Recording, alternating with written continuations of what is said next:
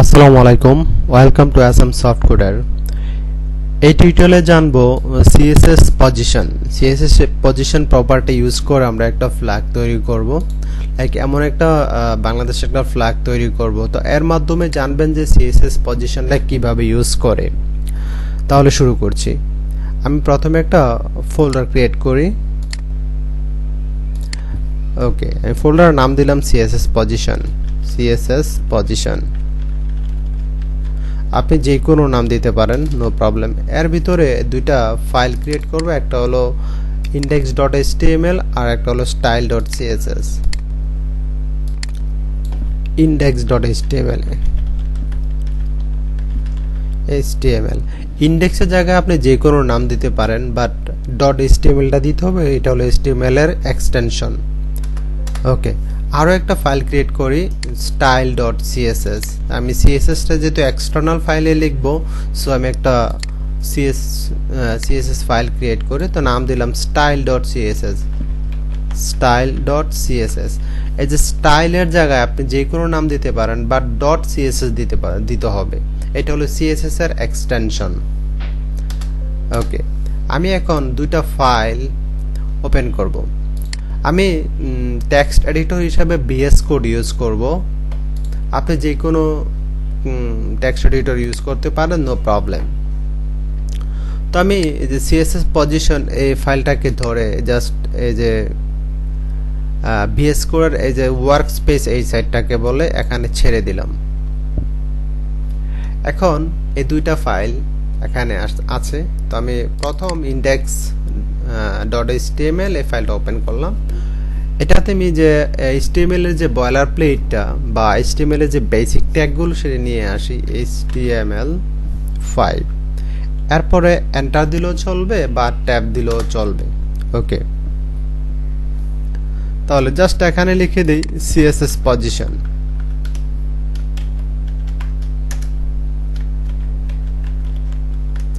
না লিখলেও চলে। এখানে আমি প্রথমে একটা ডিভ নেই, ডিভ ডট একটা ক্লাসের নাম দেই হচ্ছে box1। ওকে, ট্যাব প্রেস করলাম। এরপরে এর ভিতরে আরো একটা ডিভ নেই,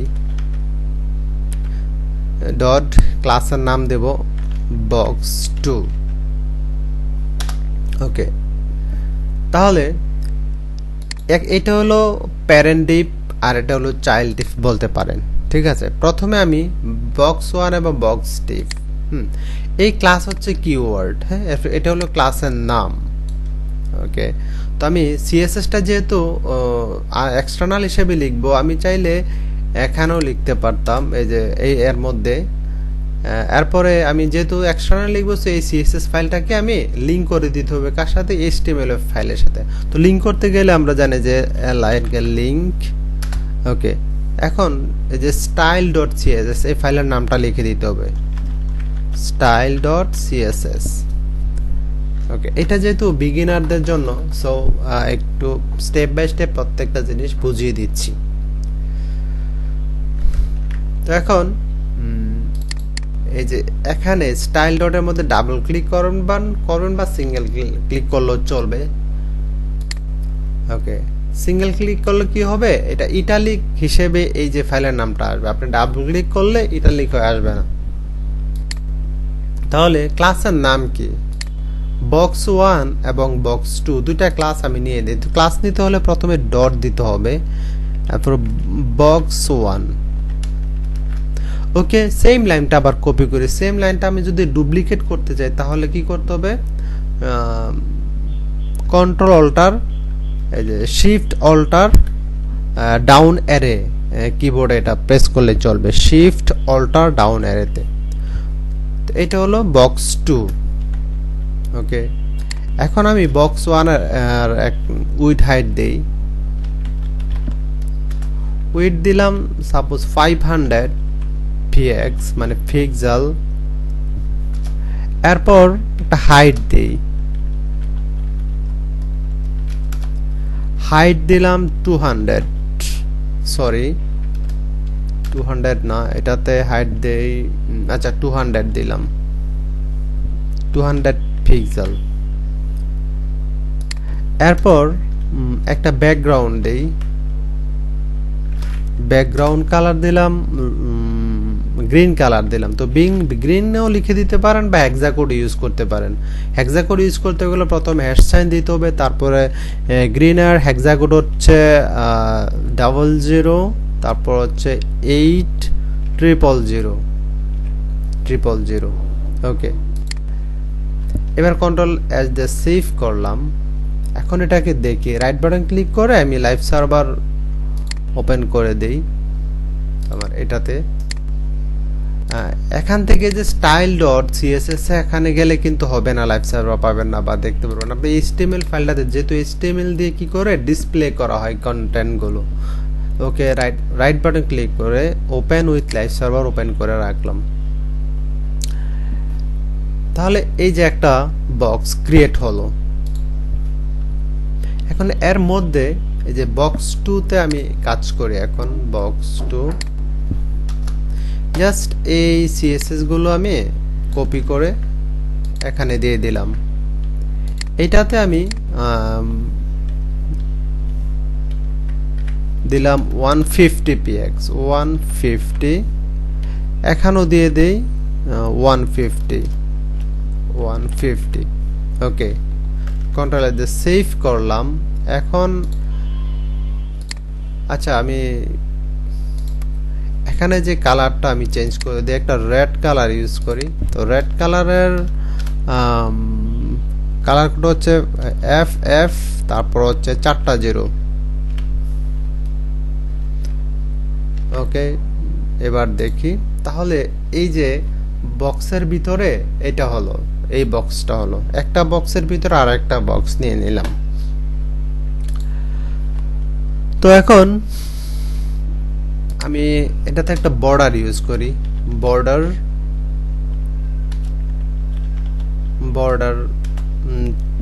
2px সলিড ব্ল্যাক এর হচ্ছে 00। ওকে, এরপরে দেখি আমি বর্ডারটা দেখি।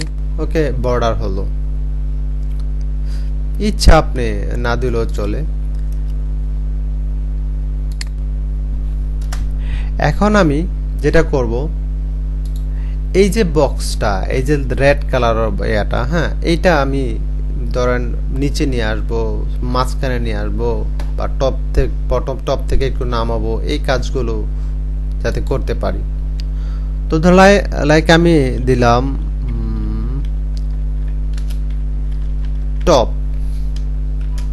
টপ দিলাম 10px কন্ট্রোল এ সেভ করলাম। বাট এটা কিছুই হয় নাই, কারণ হচ্ছে এটাকে আমার অ্যাবসোলিউট করে দিতে হবে। পজিশন অ্যাবসোলিউট, কন্ট্রোল দিয়ে সেভ করলাম। এখন রিলোড দিয়ে দেখি। আচ্ছা, না হওয়ার কারণ কি দেখি। আচ্ছা, বিষয়টা হচ্ছে আমি আর এখানে পজিশন আবার রিলেটিভ করে দিতে হবে। যদি আমি এটাকে পজিশন অ্যাবসোলিউট করি, তাহলে আর আগেরটাকে আমার পজিশন রিলেটিভ করে দিতে হবে। Position relative. ওভার কন্ট্রোল এ সেভ করলাম। এবার দেখেন তাহলে উপর থেকে যে এটা 10px নিল। জাস্ট এটা বুঝাইলাম যে আপনি যদি এখানে টপ, লেফট, বটম এগুলো ইউজ করতে চান, তাহলে আপনার পজিশন রিলেটিভ এবং পজিশন অ্যাবসোলিউট করে দিতে হবে। ওকে, আমি চাই যে এই যে এটা মাঝখানে নিতে, এটাকে আমি মাঝখানে নিতে। হ্যাঁ, তো মাঝখানে নিতে হলে যেটা করতে হবে, আপনি যদি চান যে এটাকে টপ দিলাম, আপনি আবার চাইতে পারেন যে রাইট, আপনি লেফট ইউজ করে আপনি দেন 30px, এইভাবে আপনি মুভ করতে পারবেন, নো প্রবলেম। এই যে এখান থেকে 30px গেল, এইভাবে আপনি মুভ করতে পারবেন, সমস্যা নাই। এখন যদি চাই যে আমি ওকে আমি এটা লেফটটা কেটেই দিলাম, এটা আমি একদম নিচে নামাবো। হ্যাঁ, তাহলে আমার কি করতে হবে, বটম জাস্ট লিখে দেই, বটম 0 করে দিতে হবে। কন্ট্রোল এস দিয়ে সেভ করলাম, এই যে বটম 0 করে দিলাম, এখন নিচে চলে আসছে। আমি এটাকে মাঝখানে নেব। তো মাঝখানে নিতে গেলে কি করতে হবে, প্রত্যেকটা প্রপার্টিজকে 0 করতে, ভ্যালুগুলো 0 করে দিতে হবে। লাইক আমি এটা বটম করলাম, তারপরে টপ 0 করে দিলাম, তারপর হচ্ছে আর কি আছে, লেফট 0 করে দিলাম, এরপর হচ্ছে রাইট 0 করে দিলাম। জাস্ট দিয়ে দিতে হবে মার্জিন অটো,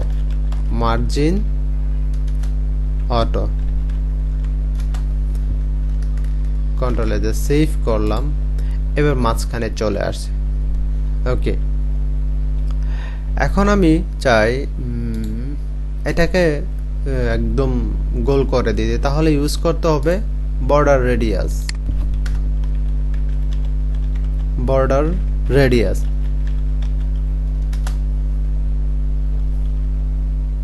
আমি 50% দিলাম, কন্ট্রোল এস দিয়ে সেভ করলাম, রিলোড দিলাম।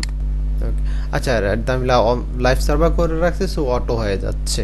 তাহলে এই যে একটা ফ্ল্যাগ আমি ইউজ করে ফেললাম। তো এটা দিয়ে বুঝাইলাম যে কিভাবে আপনি এই যে সিএসএস, এই যে টপ, আপনি এই যে পজিশন, রিলেটিভ পজিশন, অ্যাবসোলিউট যদি ইউজ না করেন, তাহলে যে টপ, লেফট, রাইট এগুলো কাজ করবে না। হ্যাঁ, আমি পজিশন, অ্যাবসোলিউট এবং কি পজিশন রিলেটিভ এটা তুলে দিলাম, দেখবেন যে এই জিনিসগুলো কাজ করবে না। এই যে দেখেন উপরে চলে গেছে। হ্যাঁ, টপ কাজ করে নাই, 0 এগুলো কাজ করেনি, শুধু অটোটা কাজ করছে, মার্জিন অটো কাজ করছে, কিন্তু অন্যগুলা কাজ করে নাই। এই যে এখন ওকে, কন্ট্রোল এস দিয়ে সেভ করলাম, এবার দেখেন এগুলো কাজ করছে। তাহলে আমরা খুব সহজে জানলাম যে position, CSS position, absolute position, relative, এই বিষয়গুলো নিয়ে। তো আশা করি সবাই বুঝতে পারছেন। আর এইচটিএমএলটা তো হচ্ছে দুইটা, এটা একটা বক্স নিলাম, বক্স 1, বক্স 2, জাস্ট এখানে সিএসএস কল করলাম, ক্লাসগুলো কল করলাম, এগুলো উইথ হাইট দিলাম, ব্যাকগ্রাউন্ড দিলাম, বর্ডার দিলাম, পজিশন অ্যাবসোলিউট করে দিলাম, এটা পজিশন রিলেটিভ করে দিলাম। আর সবগুলো আমি প্রপার্টির এই যে বটম, টপ, লেফট, রাইট এগুলো 0 করে দিয়েছি।